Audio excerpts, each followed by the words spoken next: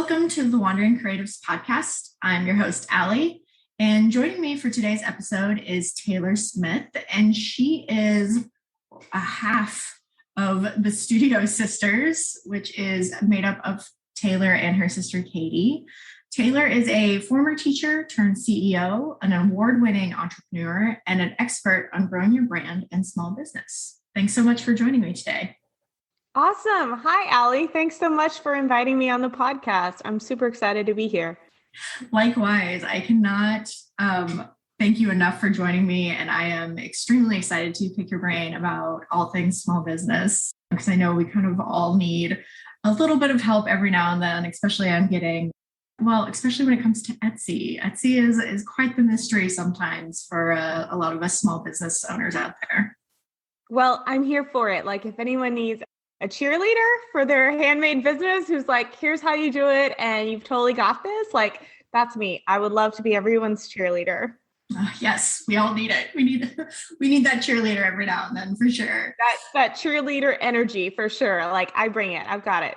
Love it. Yes, I'm like getting pumped just talking to you. I'm like, yes, let's do that. Let's cheer each other on. I love it. So you and your sister Katie are, in my humble opinion, like absolutely killing it as small business owners.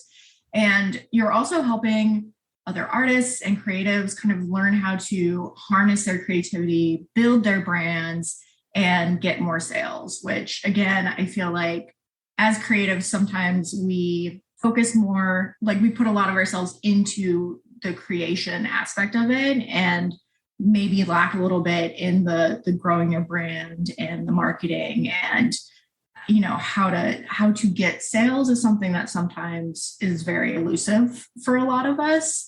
So I'm just stoked that people like you and Katie exist in the world to kind of help us all figure out what the hell we're doing. Yeah, I think it's definitely a mystery, right? And the mystery of like, how do I make a living selling my creative work or my art, or even just like, how do I make any money, right? How can this be my side hustle where I make a couple $100s a month? That's also like, it's the same mystery, regardless of how much money that you want to make from your business. And we've definitely been in those like places where people are like, I wish I knew how to get more sales, or I feel weird being salesy, or there's just so much information out there that I feel overwhelmed. So Katie and I have definitely been in those places, like definitely at different points in time for each of us. We've totally been there. And so when I hear people say those things, I'm like, don't feel bad. Like everyone goes through those phases. Any successful creative, any successful small business owner that you see has 100% done all of those things. Yeah. And you guys you're like, I guess, official Studio Sisters business. You guys have only been at it for like a year, and you're like one of the like a top Etsy like guru, seller, everything. And I don't know, that absolutely blows my mind. Like that's so freaking impressive to me. Like, congratulations. It's amazing. Thank you. Yeah. So we started Studio Sisters in March of 2020.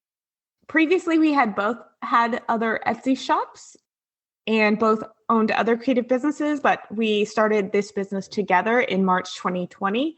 And by the end of 2020, by the end of our first year, we were ranked in the top 1% of all 4 million shops worldwide on Etsy. That is like... I don't even know what that means. Like that's wild to me. It's so freaking impressive. And Etsy is like, I like to think of it almost as a video game sometimes. And I'm like, okay, what are the cheat codes? What codes do I need to like get to the next level of Etsy? Who can help me with these? Because it's completely foreign to me. Like, I don't know what it is about Etsy, but the struggle is real. Yeah. So Etsy, you're right. What a lot of handmade business owners don't necessarily think about when they put their products on Etsy is a lot of people go into selling anywhere too. This could be Shopify. It could be another platform of your own website. It could be Facebook, Amazon, any of those things. They kind of approach it as like, oh, we are like putting our really cool or really cute stuff out into the world, and people are going to love it and they're going to buy it. And what they don't realize is between you and the person who's buying it is a computer algorithm. So there is a gate that you have to get through to reach the person who is really going to actually love what you sell. And you do need to know how to optimize your product listings, your website, or your Etsy shop, whatever it is. You have to know how to get that set up and aligned correctly with the algorithm in order to reach the customers. Yeah, like search engine optimization or SEO. And I don't know if it takes up, again, speaking from personal experience, like I don't know what it is about having to do that just makes my brain just stop. Like when I think about, okay, like how am I going to make my shop stand out using keywords, and, what do I need to put in my shop updates? What tags do I need to use on my products? Like all of that. But I know I have to do it. But it's just like, how do you know you're using the right keywords? It's almost like you get a little bit of like analysis paralysis, and then you just throw something on there and you're like, well, we'll see how it does. Yeah, absolutely. So just to talk a little bit about our story, when we first began with Studio Sisters, we really didn't know much about this either. Like we knew, okay, we need to have good pictures and we need to really describe the products that we sell. But that was really about all that we knew. And really quickly, we were like, wow, if we're going to do this, we're going to have to like know everything there is to know about Etsy. And at the time I was a teacher as well with my day job, and I was teaching online, and I was like literally teaching for 8 to 10 hours a day just to have enough money to live on, right? Because you don't get paid anything. And it really sucked. It was awful. So I was scrambling, right? Like in between students, I'd be researching, while I was waiting for students to join my virtual class. So I started learning SEO, which for anyone in your audience who isn't sure what that means, that's search engine optimization. It's about using keywords to help your customer find you, how to include the right words in your product descriptions. And then also we learned just basically all of the ins and outs of Etsy, how to analyze your competition, how to analyze what best-selling products are out there, what are the elements that make the Etsy algorithm happy, all of those things. And so we tested and did trial and error and kind of just went through this in a really in-depth way. And as we applied what we were learning and kind of developed our own method, it worked. And that's how really quickly we ended up with a lot of sales. So now we have written basically what we did. We wrote a blueprint, and we teach other handmade business owners how to do that in our course. We launched an online course this summer. It's called Dream, Create, Sell.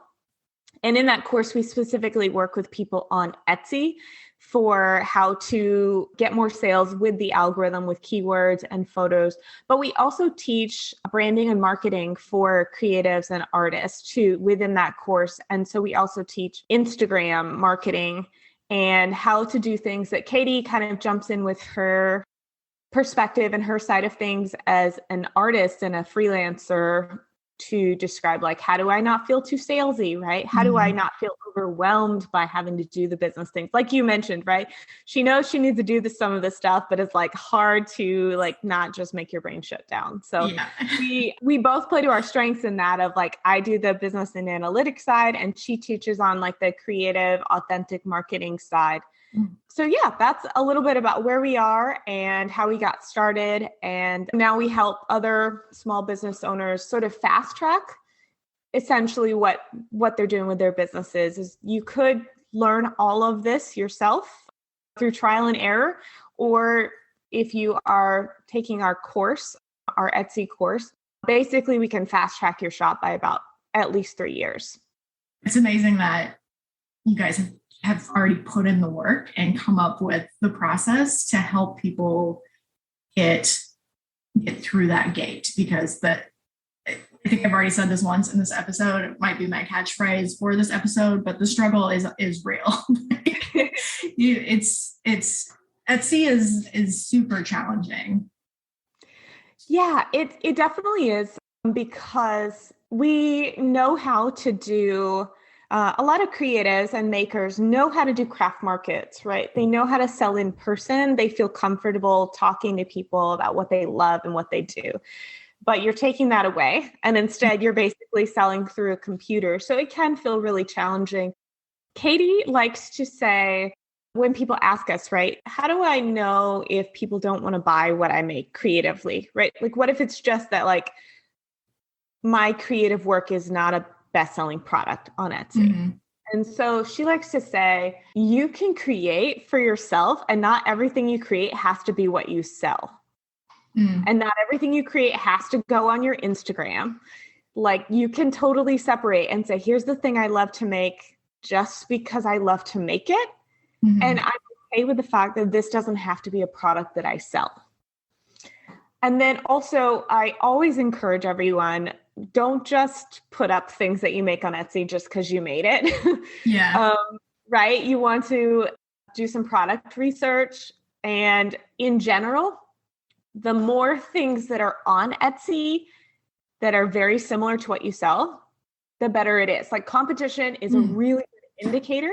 So if there's a lot out there in your niche, that's a good thing. That means that you can probably be quite successful selling that on Etsy. But if you search for your product and there's not really anyone selling it, then it's not really going to be a good fit for Etsy. Now, you might sell it successfully somewhere else. Maybe it's good on Facebook, or maybe it sells really well in local craft markets, or maybe you have a great website and it sells very well for people who are already interested in what you do on your website. But you can do a quick validation of a product on Etsy by just seeing, like, how much competition is out there. Are there a lot of other best-selling shops in my niche that are doing well with this kind of product? Again, I'm just going off my personal experience. I want to say that when I first started Etsy, I kind of did that. I looked at, like, other shops, or I did a couple searches, and I think for me, like, because I sell stickers, I might just open a coffee mug shop. That seems to be the thing that sells really well for me. So yep. I might have to do some reconfiguring of my Etsy shop. But when I was looking at selling stickers, primarily just stickers, I got a little intimidated, because I was like, oh shit, like, everyone is selling stickers on Etsy. Like, there are tons of sticker sellers on Etsy. And in my brain, I was like, oh God, there's too many. Like, how am I going to stand out with, thousands of these other, like, sticker shops out there? So when it comes to that, like, do you have maybe like a tip or two about how to make yourself stand out when you are like one in 1,000 shops selling a certain item? That is such a great question. And I love getting that question, because we sell stickers. Mm-hmm. And so, like, there are many shops like ours, but, like, I feel like our shop has social proof of, like, you can absolutely be successful in a niche that people claim is oversaturated. So how do you cut through that? So you need to have a really unique style, but something that is on trend, right? You're using color schemes or color palettes that are popular right now, but it still needs to be slightly different. Don't copy others. I see a lot of Etsy sellers make this kind of mistake. They just take a best-selling shop and make an identical copy of what they're making, and that's not cool. Or they're trying to use characters that are licensed, right? That's another problem. Don't use licensed characters. You will get shut down on Etsy, and it's not a sustainable, like, long-term way to run a business. So the first thing is, make sure you're using something that's a popular trend, whether that's, like, right now we could say cottagecore and, like, florals and stuff are very popular, but it could be the color palettes you're using, or, one year it was all like mermaids and flamingos or something like that. So be on trend, but still make sure you're using your own unique style in some way. Consistency is another great tip for standing out. Everything you need to do has to have a thread of consistency running through it. It doesn't mean all your products are identical, but someone should be able to click on your shop and see consistent, like artist mark, basically some sort of style throughout every single product that you list. Mm-hmm. And again, it kind of goes back to what I was saying earlier that Katie likes to say is like, if you make something that's not your style and something different and you love it, that's great, but it doesn't necessarily need to go in your shop. So when someone clicks on your shop, they should be able to see a brand, a very clear brand. If you don't have that, you can't stand out because people are going to say, oh, well, it looks like she just does a bunch of random things. And that doesn't really convince people to buy if they just see a lot of disconnected products. And then I know I mentioned this earlier and I hate to hammer on this too much, but like if you want to stand out in 30,000 search results for mountain sticker, you have to learn SEO. Like if you want to get onto the first page of ranking or second page of search results, you have to know SEO because it doesn't matter how cute your product is. If you don't have the right keywords in the right locations, then no one's going to ever find you.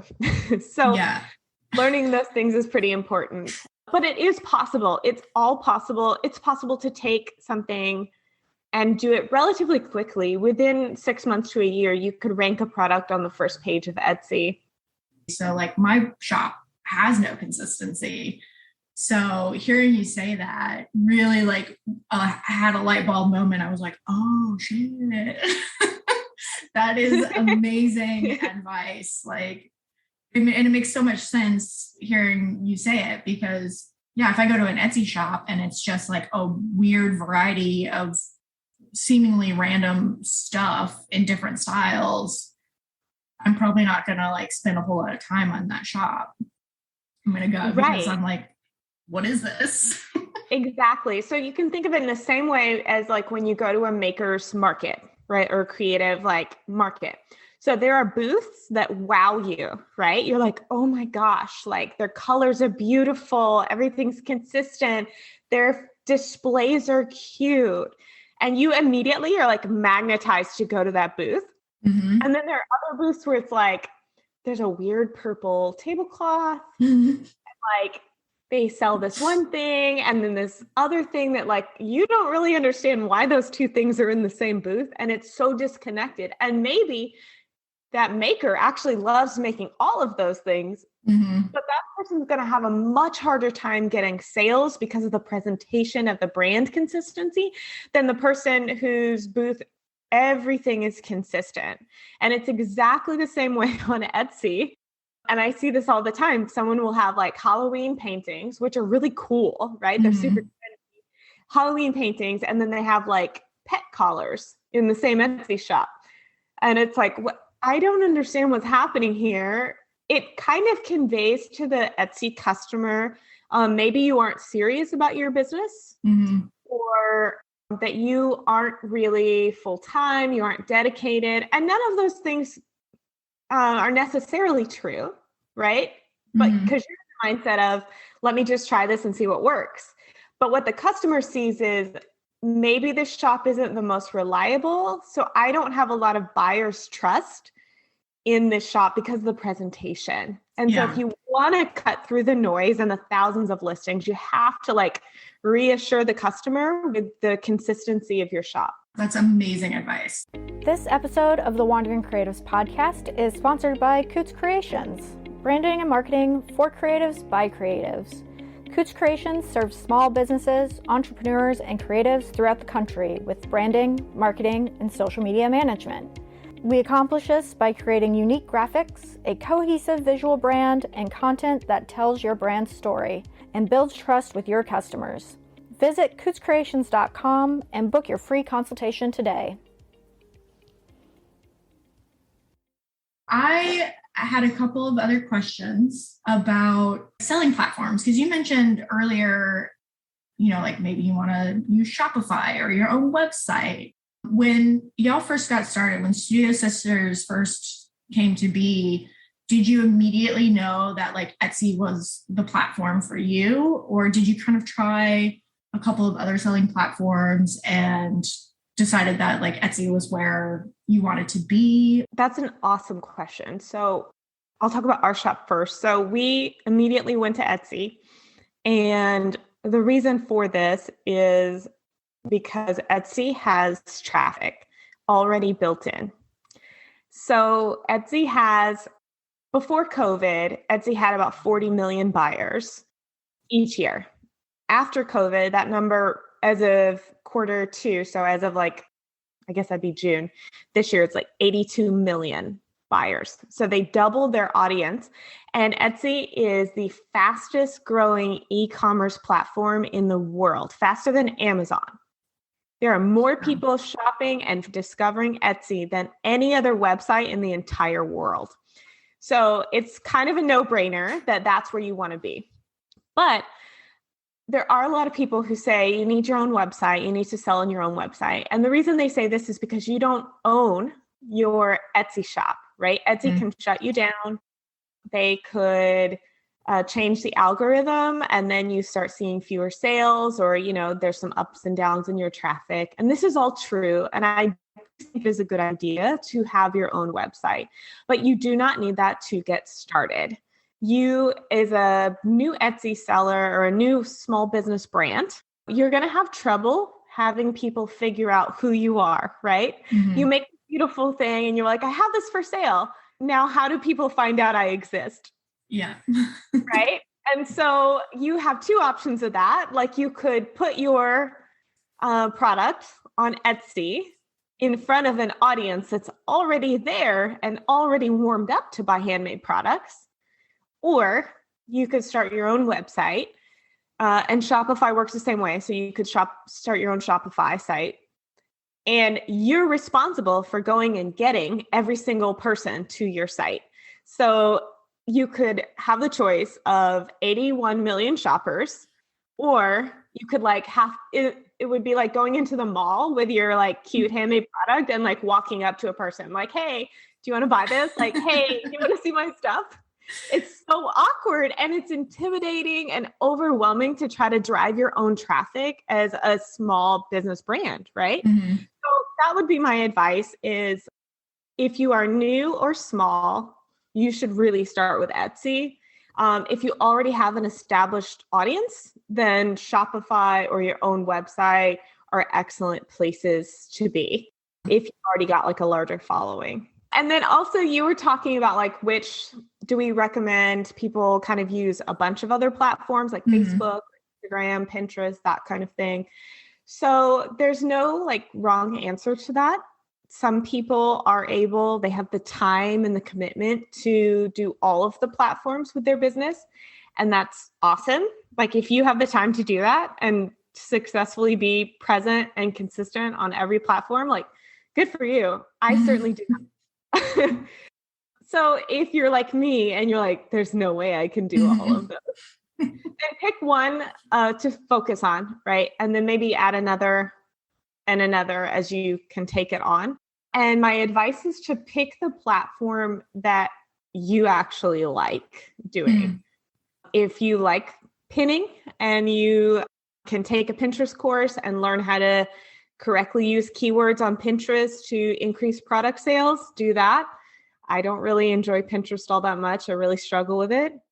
Do you think, like from your research and everything, do you think that, is there a way for people to tell which platform is best for them? Or is it kind of a trial and error type of methodology? So I think the answer is a little bit of both, but there are some things you could do to try to figure out which one you're going to personally be most successful on. So first, I would say, make sure that you actually like the platform. Don't do the thing you hate. If the idea of being on video is the worst thing in the world to you, Instagram or YouTube might not be your platform, right? So make sure it's something you can show up for and be happy about doing it in your business. But the second thing is, you can, just like Etsy, research your competition on that platform. Are the people who are selling what you sell, on that platform? And do they have an engaged audience on that platform? So if you sell t-shirts, if you're a t-shirt shop and you have quotes and stuff, I could tell you we work with a lot of t-shirt shops. Instagram is an awesome platform for that. And they're seeing there are a lot of t-shirt sellers who are seeing huge brand growth on Instagram or TikTok because they're doing a lot of product video. Younger Gen Z who's buying those t-shirts, they're hanging out on those platforms. Whereas if you sell planners and digital downloads, YouTube might be a great platform for you because you can do tutorial videos of how to use the planner. Here are some monthly planner ideas, and you do step-by-step videos on that platform on YouTube to show people how to do it, and you link to your product. So research your competition, see what platforms they're using, and then it's not enough to just see, okay, they have an Instagram. You need to see, are people actually engaging with their content on that platform? What are their views? What are their comments? What are their subscribers like on that platform? Do you have any advice or tips for makers that are trying to learn more about SEO? How can they jump into that without getting overwhelmed with the process and the information? Yeah, absolutely. So on our website, shopstudiosisters.com/Etsy SEO guide, we have a free worksheet download. It teaches you the basics of SEO in 15 minutes. And this is specifically for Etsy. There are differences in SEO for Shopify and your own website and Etsy. In general, the principles are the same, but they are different. But specifically for Etsy, we do have a free download on our website, and we help you get started with the basics of that. If you're hearing SEO for the first time, if you're listening to this podcast and you're like, I didn't even know that was a thing, which was me 2 years ago, right? So no shame in that, because that was definitely me 2 years ago. If you're hearing the SEO for the first time and you're like, what? Go on our website, get the free download, and start with that. We also have a great couple of episodes on our own Studio Sisters podcast about SEO mistakes that we commonly see people making. For example, I'll give you one. One of the most common mistakes I see people use on Etsy is using single words as their keyword tags on Etsy. So they'll make a keyword tag that's just yellow or jewelry. And the problem with a single word keyword is if you put yellow as a tag, you're going to try to compete against 10 million results and you'll never get found. So we need to narrow that down to a multi-word keyword that is something your customer is actually searching for, like yellow t-shirt or yellow sun sticker or something like that. That's a really good one. Definitely, if you are wanting to learn more about SEO, go to our website, shopstudiosisters.com/Etsy SEO guide, and you can download that free SEO basics worksheet. Great. And of course, I'll put all of your information in our episode description. So listeners, you'll be able to go down there and find all the links to Studio Sisters podcasts and their Etsy shop. Because I was looking at that and y'all's art is freaking amazing. The stickers are so freaking cute. What else are y'all working on? Because you got a lot going on, it sounds like. But is there anything that you'd like to share with the listeners about what you're putting together? So our course is about to reopen for registration, Dream, Create, Sell. This is our signature Etsy course. We only open it a couple times a year for Etsy sellers who want to scale their shop quickly and fast forward their shop 3 years into the future.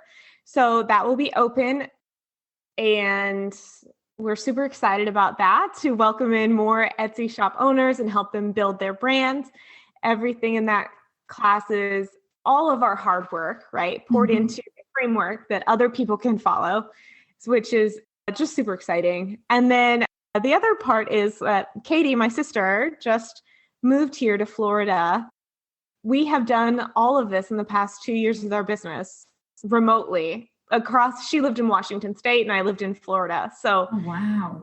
we did it from across the United States. And oh my gosh. so she's just moved here. I'm super excited. And so we are getting ready to like reveal our new Studio Sisters workspace, our office. And I'm so excited about that. So if you love a good like workshop, like Yes. to look at, you can definitely, we'll be posting sneak peeks and stuff on our Instagram if you want to take a look, if you're curious. Oh yeah. I get a weird amount of joy from seeing studio spaces, especially like small businesses that you can follow from like their creation to when they like open their own studios. So I will be following along. And what's your Instagram is? Shop Studio Sisters. Shop Studio Sisters, yes. So definitely if you want to tag along and watch their studio unfold, follow them on Instagram. I know I will, because again, that's some of my favorite type of content. I love looking at people's workspaces. I could look at them all day. I could scroll through Pinterest or Instagram and look at people's workspaces all day long.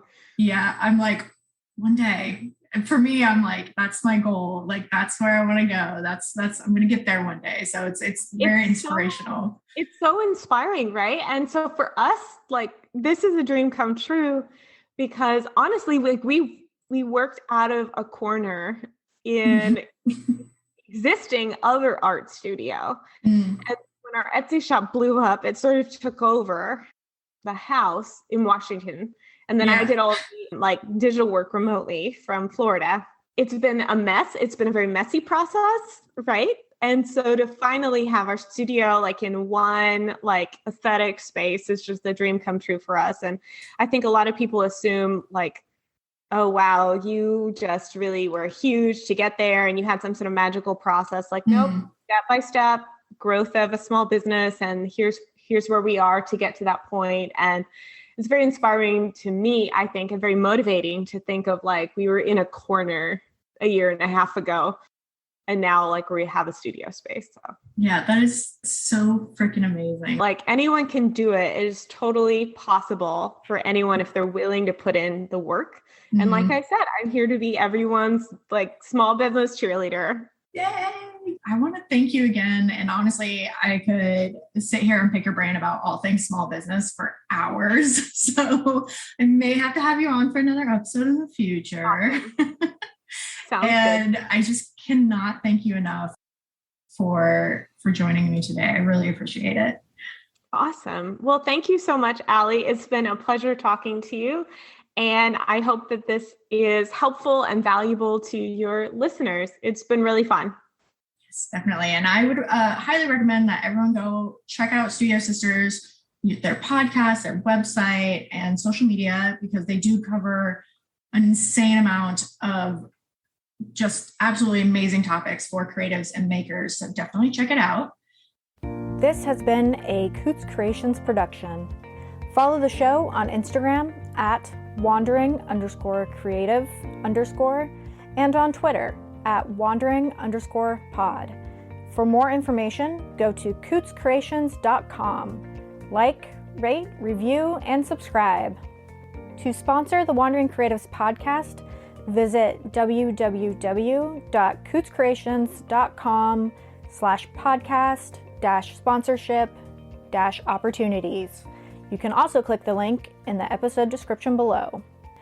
To be a guest or a featured maker on the podcast, click the link in our Instagram bio or contact us at cootscreationsllc@gmail.com.